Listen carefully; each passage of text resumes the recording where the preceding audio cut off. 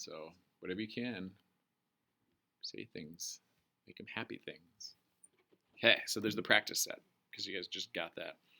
It would be best to play with some of these to put this in action. So the first thing you could be asked to do is, all right, here's an ellipse.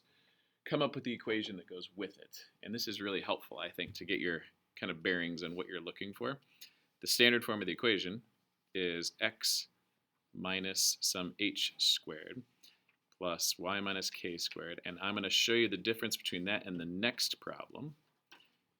The standard form of the equation looks like this.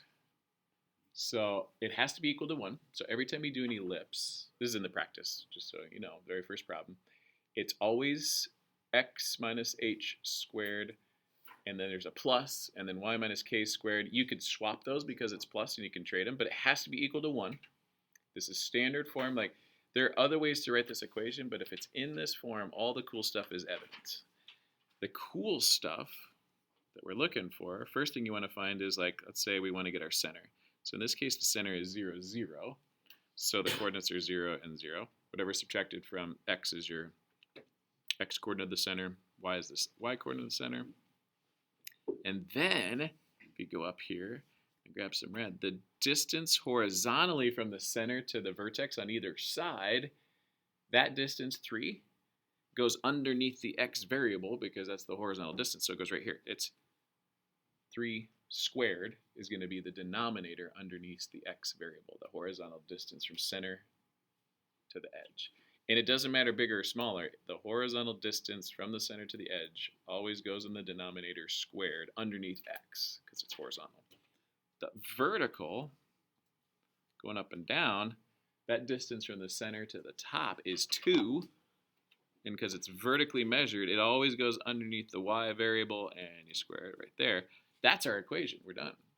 So it's the center coordinates, chop, chop first, and then underneath x, you put the horizontal distance to the edge. Underneath y, you put the vertical distance from center to the edge, and you are done. Now, the only thing left to do is simplify.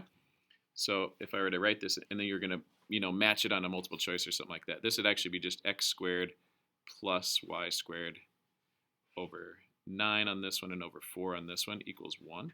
Like, this is the tidied up version of it, but it's the same thing. It's just taking care of negatives or zeros and squaring and things. That sound groovy? Kind of a nice system. I love ellipses. They make a lot of sense. The nice thing is if you get ellipses down, then hyperbolas fall right into place. There's just a little bit of variation on them. So we'll stick with the ellipses a while and then add the hyperbolas later. So the next one, in contrast, so if I put that one up there, and I find my center, let's set up our x minus whatever squared. Now, the y minus whatever squared equals 1. Oops, what am I doing? Okay, and then we got something, something squared under that, and something, something squared under that. So we got our options. And what do? Find the center that goes with it. So you plot it in there, 0, 0. And then you got to find your distance to the left and the right. So here's that left distance, and then there's the right distance, the same amount, and then the up and down. Okay, so put the up and down. Now what's interesting about this one is it does give us a little bit more information. I'm kind of curious how it's going. It doesn't explicitly give me the distance to the left and the right. I think it looks like 4. But I'm going to show you something else that could happen. It's possible that might not be 4. It might be something really close. But there's a clue I'll get to later. But let's pop it in there just like we see it. So beware. I'm going to put in there that it's 4 squared, and I'm going to double check something a little bit later. And then the blue one is the vertical distance. It has to go under y, and that looks like a distance of, doesn't it look like 4? Or wait, that's 5, right? Up and down. You measure it. Now, to be extra sure, we also got the focal point inside here.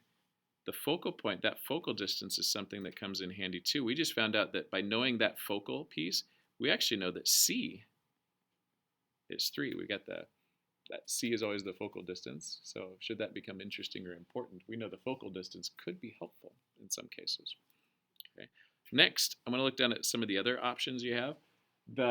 State the key features of the ellipse of the given equation. Down below are a bunch of features that you're going to write in there. I want to interpret these for you because sometimes they're just written funny.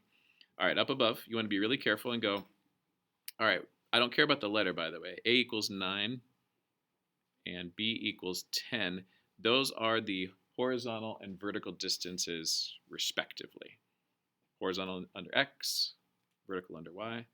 So, and the orientation of it, this thing right here, you're going to circle. What it means in that very first heading is this ellipse vertically elongated or horizontally elongated? So I might put on there, that's what's being asked here. Which is it, longer vertically or longer horizontally is what it's saying.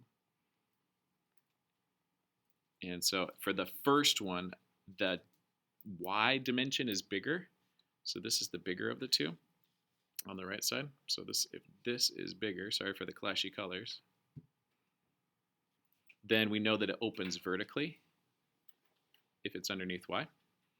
The rest all falls into place. The center is, now watch out, this is 2, -3. Do I kind of get why it's -3? So 2, -3. Cool, because you're subtracting, right? Foci, that's the hard work. But the major axis, and it doesn't finish the sentence, this is supposed to say length. And this is minor axis length. Got chopped off in the translation, so you can just put that word at the end. So all of these should have length in here. Now the length means the distance across. So sometimes it doesn't ask for like the distance from center. It's asking for like the whole shebang. So the major axis length of those two, if I just draw the tiniest sketchy sketch of this thing, I know it goes through 2, -3, and then it goes up and down 10 and left and right. I've got an elongated one up and down. The major axis length is 10 up and 10 down. Like the bigger of the two is 10, the vertical one. The major axis length is 10 from the center up and 10 from the center down. The length is 20 total. The bigger of the axes is the major axis. This number up here, that 10, only represents the distance from the center to the edge. You have to double it to get the length of the whole distance across, major axis length.